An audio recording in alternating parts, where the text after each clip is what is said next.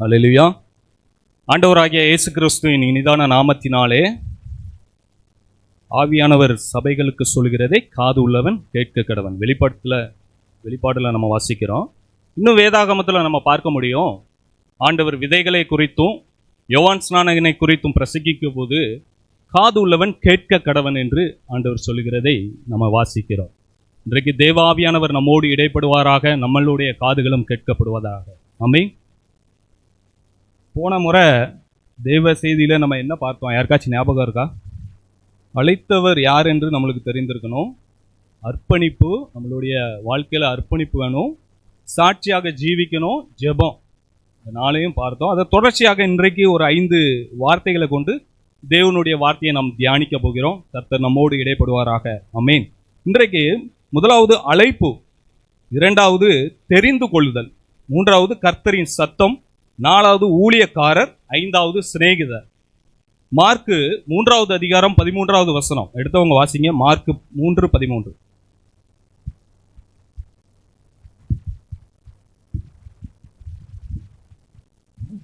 சித்தமானவர்களை வரவழைத்தார், அவர்கள் அவரிடத்திற்கு வந்தார்கள். பின்பு அவர் ஒரு மலையின் மேல் ஏறி தமக்கு சித்தமானவர்களை தம்மிடத்தில் வரவழைத்தார், அவர்கள் அவரிடத்திற்கு வந்தார்கள். சித்தமானவர்களை தம்மிடத்தில் வரவழைத்தார். இன்றைக்கு கர்த்தருடைய அழைப்புனால நம்ம வந்திருக்கிறோம், அப்படிதானே? நீங்களும் நானும் ஆண்டவரால அழைக்கப்பட்டு இருக்கிறோம். ஆமாவா இல்லையா? அழைக்கப்பட்ட நாம் அழைப்பிலிருந்து தெரிந்து கொள்ளுதல் என்கிற அந்த பங்குல இருக்கிறோமா? புரியலையோ? கர்த்தர் நம்மோடு இடைப்படுத்தோம். புரியுற மாதிரி சொல்றேன். இன்றைக்கு ஆண்டவரை ஆராதிக்கிற நான் ஆராதிக்கிறேன், வேலைக்கு செல்கிறேன், என் வாழ்க்கை அப்படியே போய்கொண்டு இருக்கிறது என்கிற வாழ்க்கை இருக்கிறதா? அல்லது ஆண்டவரை ஆராதிக்கிற நான், சபைக்கு வருகிற நான், வேலைக்கு போகிறேன், மீதியான நேரங்களை கர்த்தருக்காக செலவிடுகிறேன் என்கிற ஒரு வாழ்க்கை இருக்கிறதா? அழைக்கப்பட்ட நாம் தெரிந்து கொள்ளுதலின் பங்குல இருக்கிறோமா? வேதம் சொல்லுகிறது, அழைக்கப்பட்டவர்கள் அநேகர், தெரிந்து கொள்ளப்பட்டவர்கள் சிலர். இன்னும் நம்ம பார்க்க முடியும். மார்க் 3வது அதிகாரம் 14-15 வாசிங்க.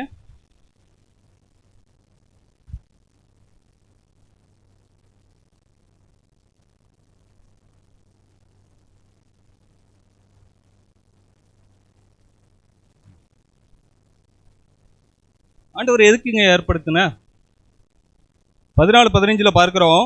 12 பேரை தெரிந்து கொண்டு, அதுக்கு முந்தின வசனம் பார்க்கும் பொழுது தமக்கு சித்தமானவர்களை தம்மிடத்தில் வரவழைத்தார், அழைத்தார். எல்லாரும் வந்திருக்காங்க.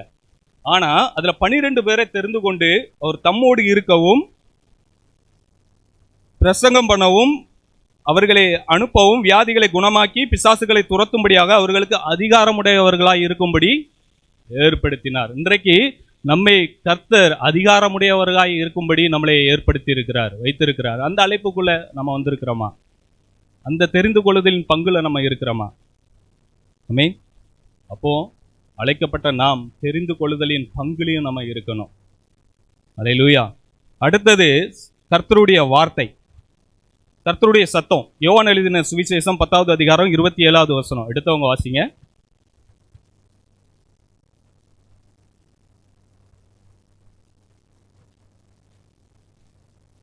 இந்த இடத்துல ஆண்டவர் சொல்றாரு, என் ஆடுகள் என் சத்தத்திற்கு செவி கொடுக்கிறது, நான் அவைகளை அறிந்திருக்கிறேன், அவைகள் எனக்கு பின் செல்கிறது. கர்த்தருடைய மந்தையில தான் நான் இருக்கிறேன்னு சொல்கிறவங்க கரம் தூக்குங்க. யோசித்து, கர்த்தருடைய மந்தையில தான் நான் இருக்கிறேன் என்று சொல்லுகிறவர்கள் யோசித்து கரம் தூக்குங்க. 1-2 கரம் தான் தூக்கப்படுது. சரி, நான் ஒரு சம்பவத்தை சொல்லுகிறேன், என் வாழ்க்கையில் நடந்த சம்பவம். அதை கேட்டுட்டு கர்த்தருடைய மந்தையில தான் நான் இருக்கிறேனா என்று நீங்களே நிதானித்துக் கொள்ளுங்க. ஒரு சகோதரன் வீட்டுக்கு ஒரு தெய்வ மனிதனை அழைத்து கொண்டு போனேன். எனக்கு தெரிந்த சகோதரர், அவருக்கும் தெரிந்த தெய்வ மனிதன் தான், எனக்கும் தெரிந்த ஊழியக்காரர் தான். அழைத்து கொண்டு போகும் பொழுது அங்கே போய் ஆண்டவரை குறித்து பேசி கொண்டிருந்தோம். 13 வருடங்களுக்கு முன்பதாக நடந்த சம்பவத்தை சொல்லுகிறேன். ஆண்டவரை ஏற்றுக்கொண்டு கிட்டத்தட்ட 20 வருடங்களுக்கு மேலாக ஆகிறது. அந்த சகோதரனோடு ஆண்டவரை குறித்து பேசி கொண்டு இருக்கும் பொழுது அந்த ஊழியக்காரர் தேவ மனிதன் அந்த சகோதரனை பார்த்து கேட்டார், ஆண்டவர் இன்றைக்கு உங்களோடு என்ன பேசினார் என்று அந்த சகோதரன்கிட்ட கேட்டார். அவர் அந்த கேட்ட கேள்விக்கு அவரால் பதில் சொல்ல முடியல. அவர் முழிக்கிறார். அடுத்தல எனக்கு தெரியும், அடுத்த கேள்வி எனக்கு தான் கேட்பாருன்னு என்கிட்ட கேட்டார். பிரதர், நீங்க சொல்லுங்க, உங்கள்கிட்ட ஆண்டவர் என்ன பேசினார்? வாழ்க்கையில் அதே மாதிரி ஒரு அசிங்கப்படக்கூடாது.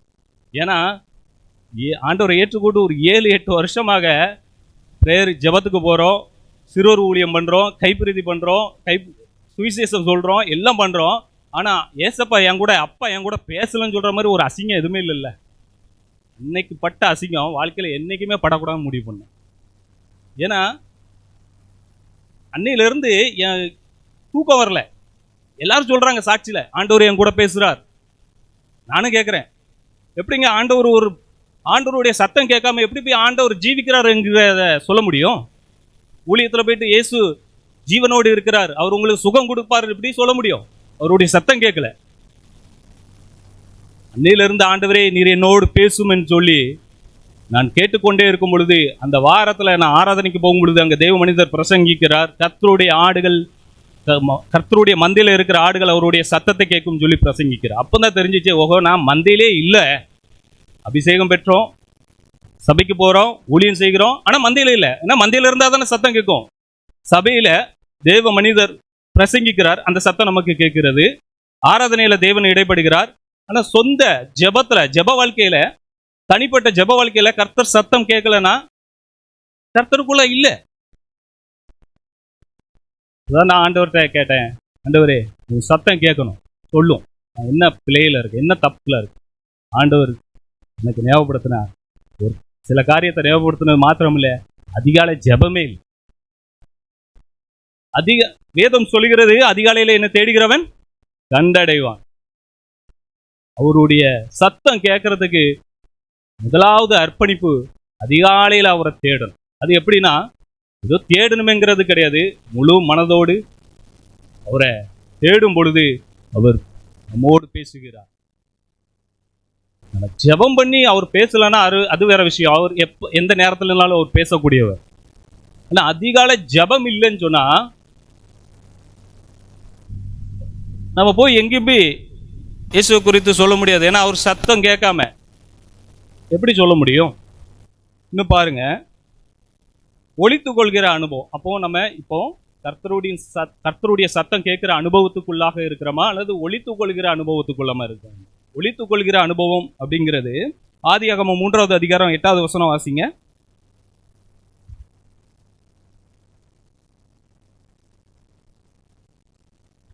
சத்தத்தை அவர்கள் கேட்டார்கள். அப்பொழுது ஆதாமும் அவன் மனைவியும் தேவனாகிய கர்த்தருடைய சந்நிதிக்கு விலகி தோட்டத்தின் விருட்சங்களுக்குள்ளே ஒளித்து கொண்டார்கள்.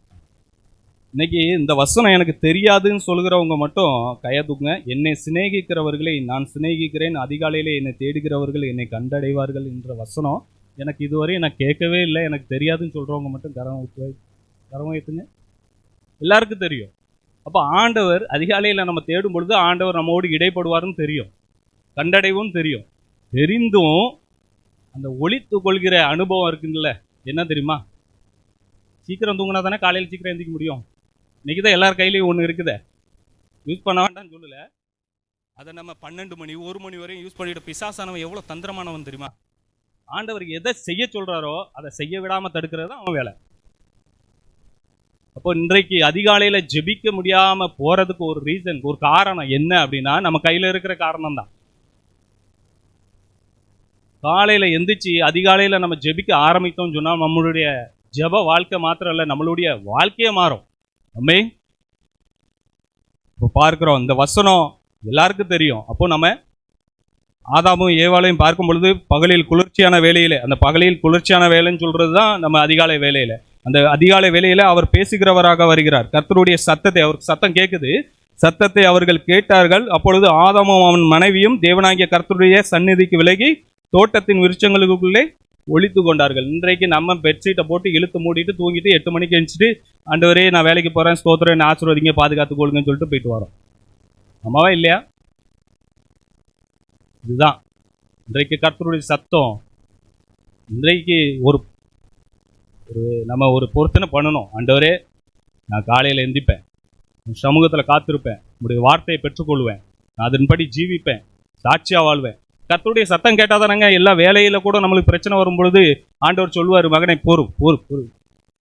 சத்தமே கேட்கலன்னா நமக்கு முன்கோபம் வரும், பிரச்சனைகள் வரும். எப்படி சாட்சியாக வாழ முடியும்? எப்படி சாட்சியாக ஜீவிக்க முடியும்? அவர் சமூகத்தில் இருக்கும் பொழுது, அவர் சமூகத்தில் இருந்தால் மட்டும் தானே ஜீவிக்க முடியும். அவர் சமூகத்தில் இல்லைன்னா எப்படி சாட்சியாக ஜீவிக்க முடியும்? அப்போ கர்த்தருடைய சத்தம் கேட்குற அனுபவத்துக்குள்ளாக நம்மளுடைய ஜீவியம் இருக்கணும். யோவான் 15 வாசிங்க. இதுல ஊழியக்காரர், சிநேகிதர்.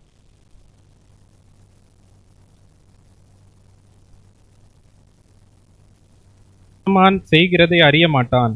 நான் உங்களை சிநேகிதர் என்றேன், ஏனெனில் என் பிதாவினிடத்தில் நான் கேள்விப்பட்ட எல்லாவற்றையும் உங்களுக்கு அறிவித்தேன்.